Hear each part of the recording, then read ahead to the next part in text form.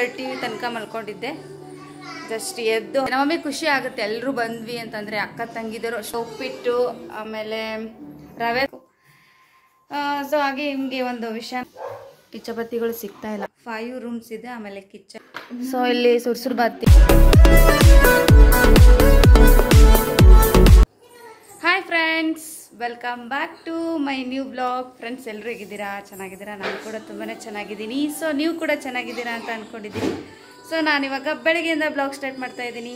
So ಇವಾಗ time ಬಂದುಬಿಟ್ಟು 10 o'clock ಆಗ್ತಾಯಿದೆ. ಸೊ 10 o'clock ಬ್ಲಾಗ್ ಸ್ಟಾರ್ಟ್ ಮಾಡ್ತಾ ಇದ್ದೀನಿ. ಸೊ ಇವತ್ತು ಇನ್ನೀಗ ಜಸ್ಟ್ ಸ್ನಾನ ಅಂತೂ ಮುಗಿಸ್ಕೊಂಡೆ. ನಮ್ಮ ಮಮ್ಮಿ ತಿಂಡಿ ರೆಡಿ ಮಾಡಿಟ್ಟಿದ್ದಾರೆ. ಸೊ ನಮ್ಮ ಮನೆಯಲ್ಲಿ ಬೇಗನೆ ಮಾಡ್ತಾರೆ, ಯಾಕಂದರೆ ನಮ್ಮಪ್ಪ ನಮ್ಮಣ್ಣ ಹೊರಗಡೆ ಹೋಗೋರಿರ್ತಾರೆ, ಹಾಗಾಗಿ ಅವರಿಗೋಸ್ಕರ ಬೇಗನೆ ಮಾಡೋದು. ಸೊ ನಾನು ಇಲ್ಲಿ ಬಂದಂತಂದರೆ ಸ್ವಲ್ಪ ಜಾಸ್ತಿನೇ ಮಲ್ಕೊಂಡ್ಬಿಡ್ತೀನಿ. ಹಾಗಾಗಿ ಸ್ವಲ್ಪ ಇವತ್ತು 8:30 ತನಕ ಮಲ್ಕೊಂಡಿದ್ದೆ. ಜಸ್ಟ್ ಎದ್ದು ಹಾಫ್ ಆನ್ ಅವರ್ ಮಾತಾಡಿ ಅದಾದಮೇಲೆ ಸ್ನಾನ ಮುಗಿಸ್ಕೊಂಡು ಬಂದೆ. ಅಷ್ಟೊತ್ತಿಗೆ ಅಪ್ಪು ಅಮ್ಮು ಅಂತೂ ಇಲ್ಲಿ ಬಂದಮೇಲೆ ಬೇಗನೆ ಹೇಳೋದು. ಅವರು ಮಲ್ಕೊ ಅಂದರೆ ಇಲ್ಲಿ ಮಲ್ಕೊ ಅಂದರೆ ಮಲ್ಕೊಳ್ಳಲ್ಲ. ಸ್ಕೂಲಿಗೆ ಹೋಗೋ ಟೈಮ್ನಲ್ಲಿ ಮಲ್ಕೊ ಅಂದರೆ ಹೇಳಂದರೆ ಹೇಳಲ್ಲ. ಸೊ ಹಿಂಗೆ ಮಾಡಿಬಿಡ್ತಾರೆ ಒಂದೊಂದು ಸಾರಿ. ಅವ್ರದ್ದು ಬೆಳಗ್ಗೆನೇ ಸ್ನಾನ ಆಯಿತು, ತಿಂಡಿ ಆಯಿತು, ಎಲ್ಲ ಆಯಿತು. ಈಗೇನಿಲ್ಲ, ಪಟಾಕಿನೂ ಕೂಡ ಹೊಡೆದ್ರು ಇಷ್ಟೊತ್ತನ. ಅದಾದಮೇಲೆ ಚಿಂಟು ಟಿ ವಿ ನೋಡ್ಕೊಂಡು ಕೂತ್ಕೊಂಡಿದ್ದಾರೆ. ಸೊ ಬನ್ನಿ ಗಾಯ್ಸ್, ಹಾಗೆ ಇದುವರೆಗೂ ಯಾರೆಲ್ಲ ನಮ್ಮ ಚಾನಲನ್ನು ಸಬ್ಸ್ಕ್ರೈಬ್ ಮಾಡ್ಕೊಂಡಿಲ್ಲ ಅಂತಂದರೆ ಪ್ಲೀಸ್ ಸಬ್ಸ್ಕ್ರೈಬ್ ಮಾಡ್ಕೊಳ್ಳಿ. ಸೊ ನೀವು ಸಬ್ಸ್ಕ್ರೈಬ್ ಮಾಡ್ಕೊಳ್ಳೋದ್ರಿಂದ ನನ್ನ ಪ್ರತಿಯೊಂದು ನೋಟಿಫಿಕೇಷನ್ ಫಸ್ಟ್ ನಿಮಗೆ ಬರುತ್ತೆ. ಓಕೆ ಬನ್ನಿ, ಈಗ ನಮ್ಮ ಮಮ್ಮಿ ತಿಂಡಿ ರೆಡಿ ಮಾಡಿದ್ದಾರೆ, ಹಾಗಾಗಿ ತಿಂಡಿ ತಿನ್ನಬೇಕು ಹೋಗಿ. ಸರ್ ನಮ್ಮ ಅಣ್ಣ ನೆಂಟಿ ಇಲ್ಲ, ಹಾಗಾಗಿ ನನಗೆ ಮನಸ್ಸು ಬರ್ತಾಯಿಲ್ಲ. ಆದರೂ ಇರಬೇಕು ಅಂತ ಹೇಳ್ಬಿಟ್ಟು ಇದ್ದೀನಿ. ಬಟ್ ನಾನು ಯಾವಾಗ ನಮ್ಮ ಮನೆಗೆ ಹೋಗ್ತೀನೋ ಗೊತ್ತಿಲ್ಲ. ನಮ್ಮ ಅಮ್ಮನಿಗೆ ಗೊತ್ತಾಗಲ್ಲ ನಾನು ಯಾವಾಗ ಏನು ಮಾಡ್ತೀನಿ ಅಂತ ಹೇಳ್ಬಿಟ್ಟು. ಹೌದಿಲ್ಲ ಮಮ್ಮಿ? ಯಾವಾಗ ಬರ್ತೀನಿ ಯಾವಾಗ ಹೋಗ್ತೀನಿ ಗೊತ್ತಿಲ್ಲ. ನಮ್ಮ ಮಮ್ಮಿ ಇರುವಂತ ಫೋರ್ಸ್ ಮಾಡ್ತಾರೆ. ಆ್ಯಕ್ಚುಲಿ ಹೇಳ್ಬೇಕಂದ್ರೆ ನಮ್ಮ ಮಮ್ಮಿ ಭಾಳ ಫೋರ್ಸ್ ಮಾಡ್ತಾರೆ. ಹಾಗಾಗಿ ನನಗೆ ಇರ್ಲಿಕ್ಕೆ ಇಷ್ಟ ಆಗಲಿಲ್ಲ ಅಂತಂದರೆ ಅದು ಯಾವುದೇ ಜಾಗ ಆಗಿರ್ಬೋದು, ನಾನು ಇರಲ್ಲ. ಬಟ್ ಇಷ್ಟ ಆಗದೇನೋ ಕೆಲವೊಂದು ಸಾರಿ ಇರಬೇಕು ಅಂತ ಅನಿಸಿದ್ರೆ ಇರ್ತೀನಿ. ಹಾಗಾಗಿ ನಮ್ಮ ಮನೇಲಿ ರಿಸ್ಟ್ರಿಕ್ಷನ್ ಇಲ್ಲ, ನಾನು ಹೀಗೆ ಇರಬೇಕು ಹಾಗೆ ಇರಬೇಕು, ಇವಾಗೇ ಹೋಗಬೇಕು ಅವಾಗೇ ಹೋಗಿ ಬರಬೇಕು ಅಂತೇಳಿ ಏನಿಲ್ಲ. ಸೊ ಬಂದ್ವಿ ಅಂತಂದರೆ ಆರಾಮ್ಸೆ ನಮ್ಮಮ್ಮಿ ಖುಷಿ ಆಗುತ್ತೆ ಎಲ್ಲರೂ ಬಂದ್ವಿ ಅಂತಂದರೆ. ಅಕ್ಕ ತಂಗಿದರು ಅಷ್ಟು ಜನ ಬಂದ್ವಿ ಅಂದರೆ ತುಂಬ ಖುಷಿ ಆಗುತ್ತೆ. ಬಟ್ ನಾನು ಒಬ್ಬಳೇ ಇದ್ದೀನಿ, ಹಾಗಾಗಿ ನನಗೆ ಮನಸ್ಸು ಬರ್ತಾಯಿಲ್ಲ. ಹಾಗಾಗಿ ಹೋಗಬೇಕು ಅಂತ ಅಂದ್ಕೊಂಡಿದ್ದೀನಿ. ಏನು ಮಾಡ್ತೀನೋ ಗೊತ್ತಿಲ್ಲ. ಬಟ್ ಸಾಯಂಕಾಲ ತನಕ ಟೈಮ್ ಇದೆ ನನಗೆ. ಯಾವಾಗ ಹೋಗ್ತೀನೋ ಯಾವಾಗ ಬರ್ತೀನೋ ಏನು ಗೊತ್ತೇ ಇಲ್ಲ.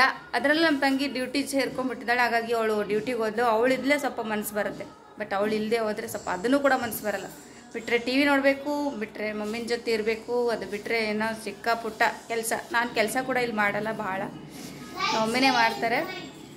ಸೊ ಇಲ್ಲಿ ಬಂದಮೇಲೆ ನನಗೆ ಫುಲ್ ರೆಸ್ಟ್ ಇರುತ್ತೆ. ಸೊ ಯಾವುದೇ ಕೆಲಸ ಇರಲ್ಲ, ಆರಾಮ್ಸೆ ಆಗಿ. ಹಾಗಾಗಿ ಇವಾಗ ನಮ್ಮ ಮಮ್ಮಿ ಏನು ಮಾಡತ್ತೀವಿ ಮಮ್ಮಿ? ಬೇಳೆ ಸಾರ ರೈಸ. ಸೊ ಇವಾಗ ಉಂಡೆ ಕಟ್ಟಿದ್ರು, ರವೆ ಉಂಡೆ ಕಟ್ಟಿದ್ರು ಹಬ್ಬಕ್ಕೆ ಅಂತ ಹೇಳ್ಬಿಟ್ಟು. ಚೆನ್ನಾಗಿ ಬಂದಿದೆ. ಹಾಗಾಗಿ ಇಷ್ಟೊತ್ತನ ರವೆ ಉಂಡೆ ಕಟ್ಟಿದ್ರು, ತೋರಿಸ್ತೀನಿ ನಿಮಗೂ ಅದನ್ನು ಕೂಡ. ಹಾಗೆ ಇವತ್ತಿನ ಬೆಳಗ್ಗಿಂದ ಗುಡ್ ಮಾರ್ನಿಂಗ್ ಇವಾಗ ನಾನು ಗುಡ್ ಮಾರ್ನಿಂಗ್ ಹೇಳ್ತಾ ಇದ್ದೀನಿ. ಸೊ ಇಷ್ಟು ದಿನ ನಾನು ಹೇಳೇ ಇರಲಿಲ್ಲ ಗುಡ್ ಮಾರ್ನಿಂಗ್ ಅಂತ ಹೇಳ್ಬಿಟ್ಟು ಬ್ಲಾಗಲ್ಲಿ ಹೇಳ್ತಾ ಇದ್ದೀನಿ. ಓಕೆ, ಎಲ್ರಿಗೂ ಗುಡ್ ಮಾರ್ನಿಂಗ್, ಎಲ್ರಿಗೂ ಒಳ್ಳೆಯದಾಗಲಿ. ದೀಪಾವಳಿ ಚೆನ್ನಾಗಿ ಆಚರಿಸ್ರಿ. ಆಮೇಲೆ ಸ್ವಲ್ಪ ಮಕ್ಕಳು ಇದ್ರು ಅಂದರೆ ಸ್ವಲ್ಪ ಹುಷಾರಾಗಿರಿ. ಆಮೇಲೆ ನೀವು ಕೂಡ ಹುಷಾರಾಗಿರಿ. ಈಗಿನ ಪಟಾಕಿಗಳು ಬಹಳ ಡೇಂಜರ್ ಆಗಿರುತ್ತೆ.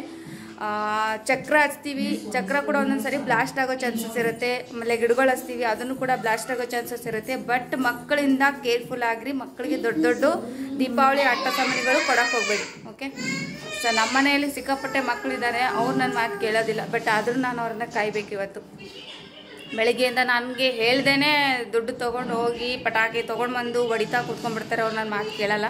ಬಟ್ ಆದ್ರೂ ನಾನು ಭಾಳ ಕೇರ್ಫುಲ್ಲಾಗಿ ಕಾಯ್ತೀನಿ. ಓಕೆ, ಈ ದೀಪಾವಳಿ ಮುಗಿಯೋ ತನಕ ಕೇರ್ಫುಲ್ಲಾಗಿ ಮಕ್ಕಳಿಗೆ ಕಾಯಲೇಬೇಕು. ಒಂದು ಸರಿ ನಾವು ಮಿಸ್ಟೇಕ್ ಮಾಡಿ ಕಾಯಲಿಲ್ಲ ಅಂತಂದರೆ ಏನಾದರೂ ಆದರೆ ಅದು ನಾವೇ ಅನುಭವಿಸ್ಬೇಕಾಗತ್ತೆ. ಅದಕ್ಕೋಸ್ಕರ ನಾವೇ ಪಟಾಕಿ ತೊಗೊಂಡು ಬಂದು ಮಕ್ಕಳಿಗೆಲ್ಲ ಕೊಡಬೇಕು ಅಂತ ಹೇಳಿಬಿಟ್ಟು ಅಂದ್ಕೊಂಡಿದ್ದೀವಿ.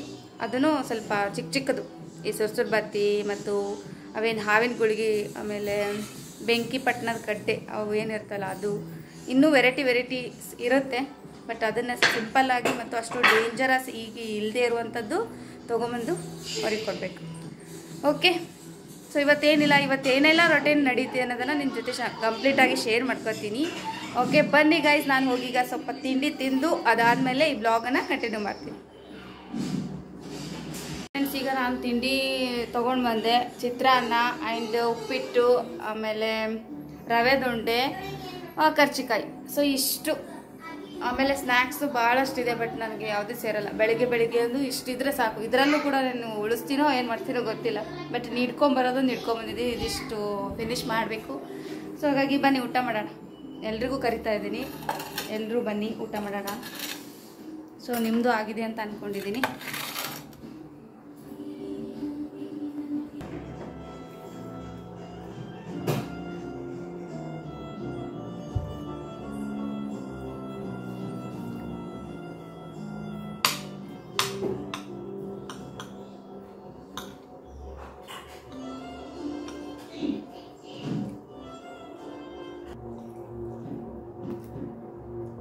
ಫ್ರೆಂಡ್ಸ್, ನಾನು ಊಟ ಮುಗಿಸ್ಕೊಂಡು ಅದಾದಮೇಲೆ ಮತ್ತೆ ಬ್ಲಾಗ್ ಕಂಟಿನ್ಯೂ ಮಾಡ್ತೀನಿ.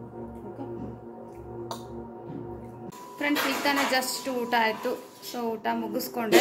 ಸೊ ನಮ್ಮ ಮಮ್ಮಿ ಪಾತ್ರೆ ತೊಳಿತಾ ಇದ್ದಾರೆ. ಸೊ ನಾನು ಇವಾಗ ಇಷ್ಟು ರೂಮ್ಗಳನ್ನು ಕ್ಲೀನಾಗಿ ಕಸ ಉಡ್ಕೊಂಡು ಒರೆಸ್ಕೊಂಡು ಬರಬೇಕು ಅಂತ ಹೇಳಿ ಅಂದ್ಕೊಂಡಿದ್ದೀನಿ. ಸೊ ಹಾಗೆ ಮೇಲೆ ಕೆಳಗೆ ಅಂದರೆ ಒಂದು 1.5 ಬೇಕಾಗುತ್ತೆ ಕಂಪ್ಲೀಟಾಗಿ ಕಸ ಹುಡುಗಿ ಒರೆಸ್ಬೇಕು ಅಂತಂದರೆ. ಸೊ ಇವಾಗ ನಾನು ಕೆಲಸ ಮಾಡ್ತಾಯಿದ್ದೀನಿ. ಸೊ ಇವಾಗ ಇಷ್ಟು ಮನೆ ಕ್ಲೀನ್ ಮಾಡಬೇಕು. ಸೊ ಹಾಗೆ ನಿಮಗೆ ಒಂದು ವಿಷಯನ ಶೇರ್ ಮಾಡ್ತೀನಿ. ಇಲ್ಲಿ ಏನಂತಂದರೆ ಇಚ್ಛಾಬತ್ತಿಗಳು ಹೋಗ್ಬಿಟ್ಟಿದೆ. ಇದಿಷ್ಟು ಕಬೋರ್ಡ್ಸ್ ಎಲ್ಲ ಡೋರ್ಗಳನ್ನು ತೆಗ್ದಿದ್ದು ನೋಡಿ. ಕೆಳಗಡೆ ನಮ್ಮ ಮಮ್ಮಿ ತೆಗ್ದಿದ್ದಾರೆ. ಆಮೇಲೆ ಭಾಳಷ್ಟು ಇಚ್ಛಾಬತ್ತಿಗಳನ್ನು ಓಡಿಸಿದ್ದಾರೆ. ಬಟ್ ಇನ್ನೊಂದು 2-3 ಇದೆ ಅಂತ ಅದು ಸಿಗ್ತಾಯಿಲ್ಲ. ಇವೆರಡೂ ಬೀರಲ್ಲಿ ಹೋಗಿ ಕೂತ್ಕೊಂಡ್ಬಿಟ್ಟು ಹಲವಾರು ಬಟ್ಟೆಗಳನ್ನು ಕಡಿದು ಬಿಟ್ಟಿದೆ. ಅದನ್ನು ಕೂಡ ತೋರಿಸ್ತೀನಿ ಸಿಕ್ತು ಅಂದರೆ. ಸೊ ಇದಿಷ್ಟು ಎಲ್ಲಿ ಹೋಗಿದೆ ಗೊತ್ತಿಲ್ಲ, ಸಿಗ್ತಾ ಇಲ್ಲ ಅಂತ ಹೇಳಿಬಿಟ್ಟು ಎಷ್ಟು ಕ್ಲೀನ್ ಮಾಡ್ಕೋತಾ ಇದ್ದೀವಿ.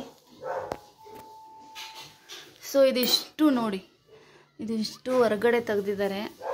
ಇಚ್ಛಾಬತ್ತಿಗಳು ಸಿಗ್ತಾ ಇಲ್ಲ. ಯಾಕಂದರೆ ಆಲ್ಮೋಸ್ಟ್ ಇಲ್ಲಿ ಎಲ್ಲಿಂದ ಬರುತ್ತೋ ಗೊತ್ತಿಲ್ಲ, ಅಷ್ಟೊಂದು ಇಚ್ಛಾಬತ್ತಿಗಳು.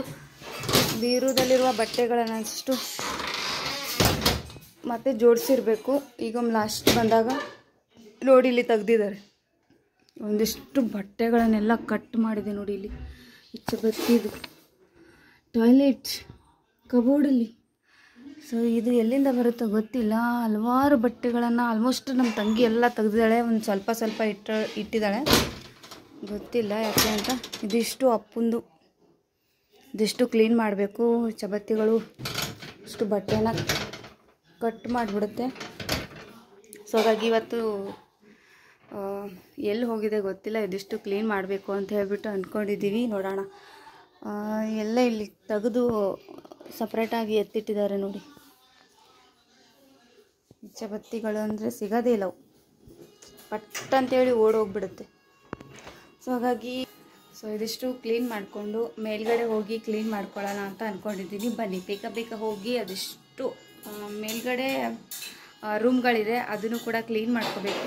ಅದಿಷ್ಟು ಕ್ಲೀನ್ ಮಾಡಿಕೊಂಡು ಅದಾದಮೇಲೆ ಸೊ ನನ್ನ ರೂಮನ್ನು ನಿಮಗೆ ತೋರಿಸ್ತೀನಿ. ನಾನು ಬಿಟ್ಟು ಹೋದಾಗಲಿಂದ ಅಲ್ಲಿ ಮಲ್ಕೋತಾ ಇದ್ದಾರೆ, ನಮ್ಮ ಪಪ್ಪ ಮಲ್ಕೋತಾ ಇದ್ದಾರೆ. ನನ್ನ ರೂಮ್ ಕೂಡ ತೋರಿಸ್ತೀನಿ ಇವತ್ತು. ಸೊ ಇಷ್ಟ ಆಯಿತು ಅಂದರೆ ನನಗೆ ಕಮೆಂಟ್ ಮಾಡಿ, ನಿಮಗೆ ಯಾವ ಥರ ವಿಡಿಯೋ ಬೇಕು ಅಂತ ಅನ್ನೋದು ಶೇರ್ ಮಾಡ್ತೀನಿ. ಓಕೆ, ರಜೆ ಇದೆ, ಹಾಗಾಗಿ ಮಕ್ಕಳು ನೋಡಿ ಹೇಗೆ ಆಟ ಆಡ್ತಾ ಕುಂತ್ಕೊಂಡಿದ್ದಾರೆ ಅಂತ. ಅವರೆಲ್ಲರ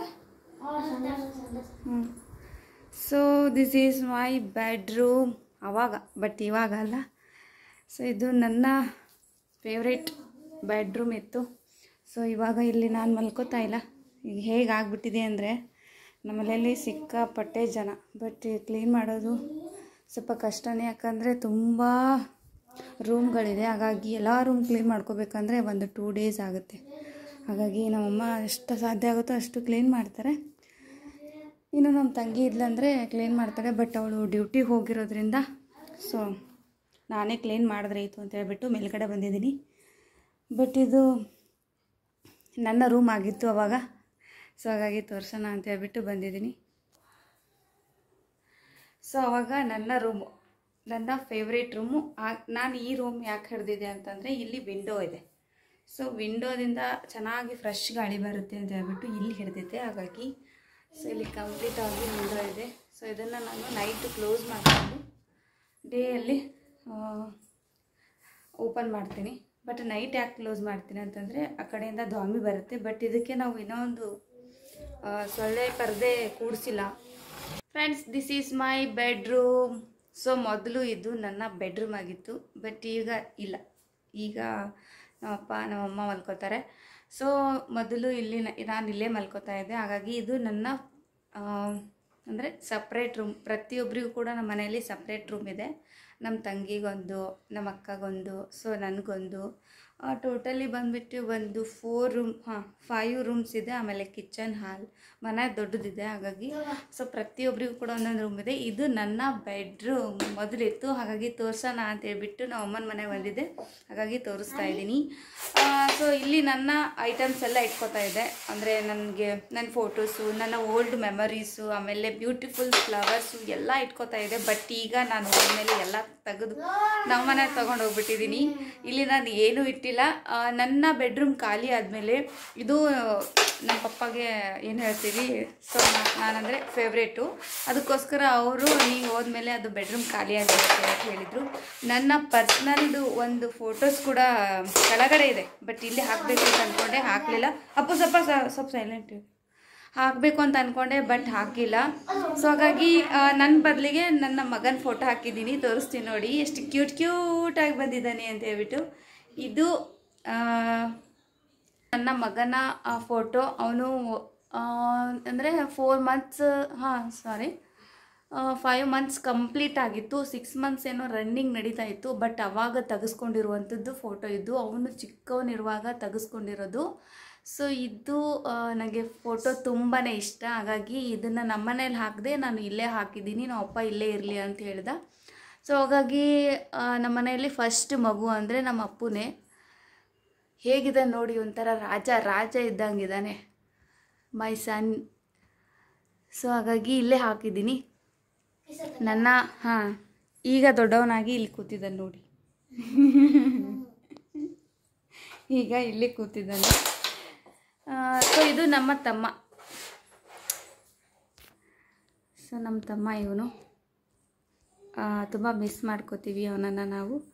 ಬಟ್ ಹೇಳೋಕ್ಕಾಗಲ್ಲ, ಅದ್ರದ್ದು ಒಂದು ದೊಡ್ಡ ಮೆಮೊರೀಸ್ ಇದೆ ಅವನ ಜೊತೆನೂ ಕೂಡ. ಸೊ ನಿಮಗೆ ಇಂಟ್ರೆಸ್ಟ್ ಇತ್ತು, ಕೇಳಬೇಕು ಅಂತ ಆಸೆ ಇತ್ತು ಅಂದರೆ ನನಗೆ ಕಮೆಂಟ್ ಮಾಡಿ, ಅದ್ರ ಬಗ್ಗೆ ಕಂಪ್ಲೀಟಾಗಿ ಹಾಕ್ತೀನಿ. ಯಾಕಂದರೆ ಒಬ್ಬರ ಬಗ್ಗೆ ಹೇಳ್ತೀವಿ ಅಂತಂದರೆ ಒಂದು ಪಾಸಿಟಿವ್ ಥಿಂಗ್ಸ್ ಇರುತ್ತೆ. ಇನ್ನೊಂದು ಏನಂತಂದರೆ ಅವರಿಂದ ನಾವು ತುಂಬಾ ಕಲ್ತಿರ್ತೀವಿ. ಚಿಕ್ಕವನಿದ್ರೂ ಕೂಡ ಅವನಿಂದ ತುಂಬಾ ಕಲ್ತಿದ್ದೀವಿ, ತುಂಬಾ ತಿಳುವಳಿಕೆ ಬಂದುಬಿಟ್ಟಿದೆ. ಹಾಗಾಗಿ ಅವನಲ್ಲಿ ಒಂದು ಬ್ಯೂಟಿಫುಲ್ ಆದಂತಹ ಕೆಲವೊಂದು ಮೆಮೊರೀಸ್ಗಳನ್ನು ಬಿಟ್ಟು ಹೋಗಿದ್ದಾನೆ. ಅದನ್ನು ಬೇಕಾದರೆ ಶೇರ್ ಮಾಡ್ತೀನಿ, ಇಲ್ಲದೆ ಹೋದರೆ ಇಲ್ಲ.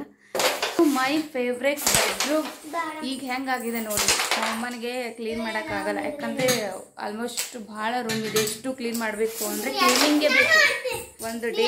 ಸೊ ಅದಕ್ಕೋಸ್ಕರ ಸೊ ಇಲ್ಲಿ ಮಕ್ಕಳು ನೋಡಿ ಇಷ್ಟೊತ್ತನ ಕ್ಲೀನ್ ಮಾಡಿ ಇಟ್ಟು ಹೋಗಿದ್ದೆ. ಬಟ್ ಅವರೆಲ್ಲ ಗಲೀಜು ಮಾಡಿಬಿಟ್ಟಿದ್ದಾರೆ.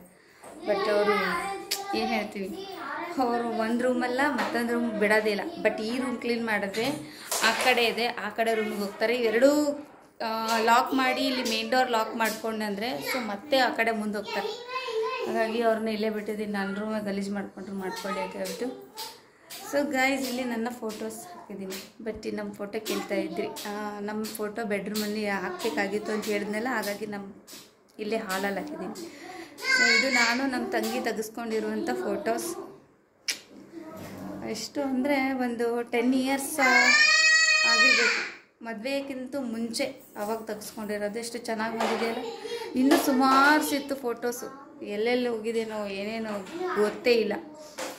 ಈ ಥರ ಫೋಟೋಸ್ ಕಲೆಕ್ಷನ್ ಮಾಡಿ ನನಗೆ ವಾಲ್ ಮೇಲೆ ಹಾಕೋದು ಅಂದರೆ ತುಂಬಾ ಇಷ್ಟ. ಅದರಲ್ಲೂ ನಮ್ಮ ಪಪ್ಪಗೆ ಅಂತಂದರೆ ನಾನಂದರೆ ತುಂಬ ಇಷ್ಟ. ಅದಕ್ಕೋಸ್ಕರ ಇಲ್ಲಿ ಹಾಕಿದ್ದೀನಿ, ಬೆಡ್ರೂಮ್ನಲ್ಲಿ ಹಾಕಿಲ್ಲ. ಬಟ್ ಕೆಳಗಡೆ ಒಂದಿದೆ, ನಿನ್ನೆ ನೋಡಿದ್ದೀರಾ ಅಂತ ಅಂದ್ಕೊಂಡಿದ್ದೀನಿ ವಿಡಿಯೋದಲ್ಲಿ. ಅಲ್ಲಿ ಕೆಳಗಡೆ ಒಂದಿದೆ. ಇನ್ನೊಂದಷ್ಟು ನನ್ನ ಗಂಡನ ಮನೆಗೆ ತೊಗೊಂಡೋಗಿದ್ದೀನಿ. ಸೊ ಇವಾಗ ಇದಿಷ್ಟು ಕ್ಲೀನ್ ಮಾಡಿದ್ದೀನಿ ನೋಡಿ.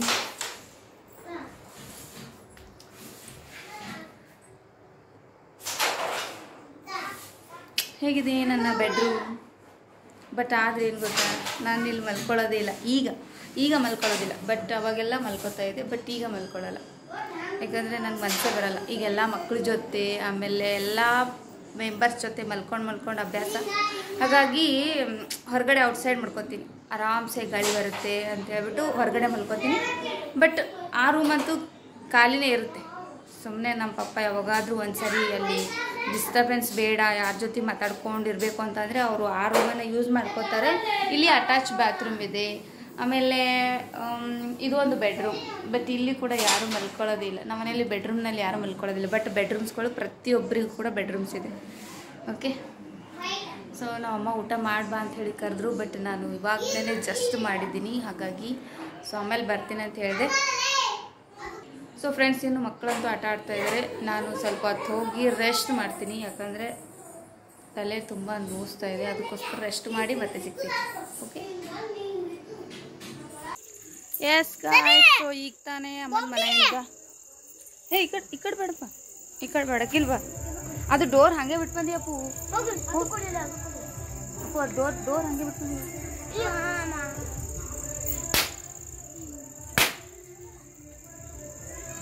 ಫ್ರೆಂಡ್ಸ್, ಈಗ ತಾನೇ ಜಸ್ಟ್ ಅಮ್ಮನ ಮನೆಯಿಂದ ನಮ್ಮ ಮನೆಗೆ ಬಂದು ಚೋಟೆ ತೊಗೊಂಡು ಬಂದಿದ್ರು. ಹಾಗೆ ಹೊಡಿತಾ ಕೂತ್ಕೊಂಡ್ಬಿಟ್ಟಿದ್ದಾರೆ.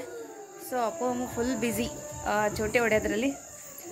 ಸೊ ಚೋಟೆ ತೊಗೊಂಬಂದು ಕೊಟ್ಟಿದ್ರು, ತೋರಿಸ್ತೀನಿ ನೋಡಿ. ಹುಳ ಫ್ರೆಂಡ್ಸ್, ಇಷ್ಟು ಐಟಮ್ಸ್ ಮಕ್ಕಳಿಗೋಸ್ಕರ. ಸೊ ಇಲ್ಲಿ ಸುರ್ಸುರು ಬತ್ತಿ ಆ್ಯಂಡ್ ಚಕ್ರ. ಸೊ ಇವೆಲ್ಲ ಮಕ್ಕಳಿಗೆ ಅಪಾಯ ಆಗದೆ ಇರುವಂಥದ್ದೇ ತರಿಸಿದ್ದೀನಿ ನಾನು.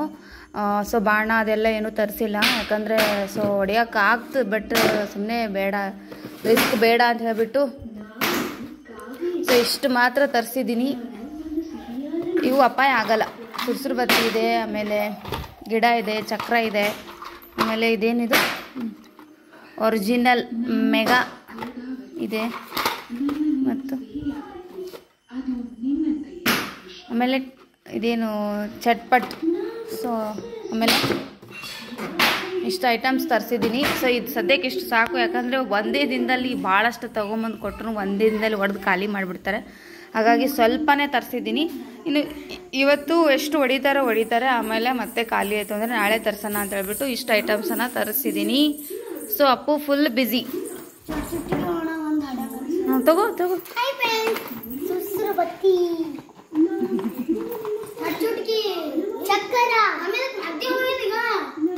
ಯಾವುದು ಚಲೋ.